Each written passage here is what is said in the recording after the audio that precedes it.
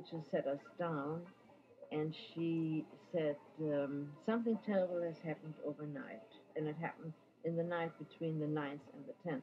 And something terrible has happened during the night. We got to school, two SS or SR, I don't remember who, but brown shirt, men with German shepherds holding on to them, and the shepherds were wearing muzzles. We're standing in front of the school, and we could see, if we looked at the yard, that some of the desks were in the yard, and we could look up into the side where the synagogue was, and that was all, the roof was all burned out. And the men said, there's no school for you today, go home. Actually was an oasis.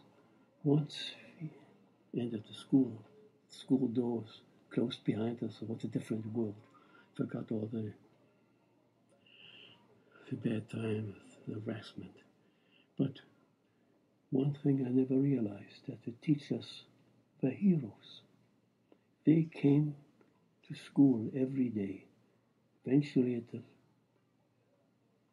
light of imminent deportation, they still taught us. I didn't realize that by being true to the profession, they were everyday heroes.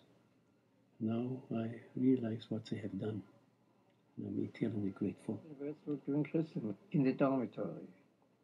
During that night in that dormitory, which was in a very small street in Würzburg, in the middle of the night, we heard noise, and they broke in.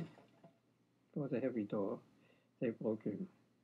And the janitor in that building, who was non-Jewish, he told us, get up, they are coming here, and they're going to make some workers, so get up and be ready to leave. Okay. So we were dressed rapidly, and we waited. Now the house people on that building, they were Jewish.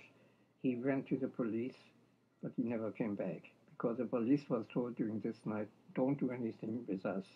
We, the Nazis, have the power now during this night. Some of the teachers didn't appear because they, at random, took Jewish men, sent them to concentration camp, in Sachsenhausen. In the school, where the one was about half of faculty.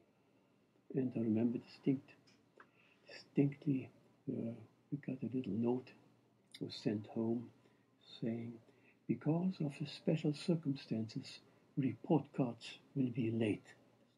One, the Latin teacher, I remember him distinctly.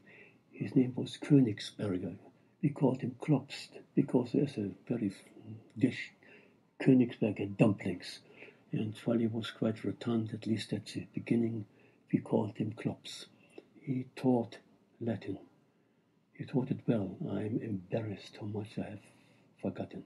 He always came in, rocking on his heels, and called out a sentence to be translated. And then he looked around and called on someone. And very often, he looked at the front row, and there were sitting two timid girls, Gisela and Gisa, and it always happened. He asked the question, and then Guy, drawing it out, and the two girls in anticipation. And then the second syllable, sa was a la, then one girl. They didn't have to be concerned. They were excellent students. They both perished. And Klops, the teacher, perished too. Yes, I remember.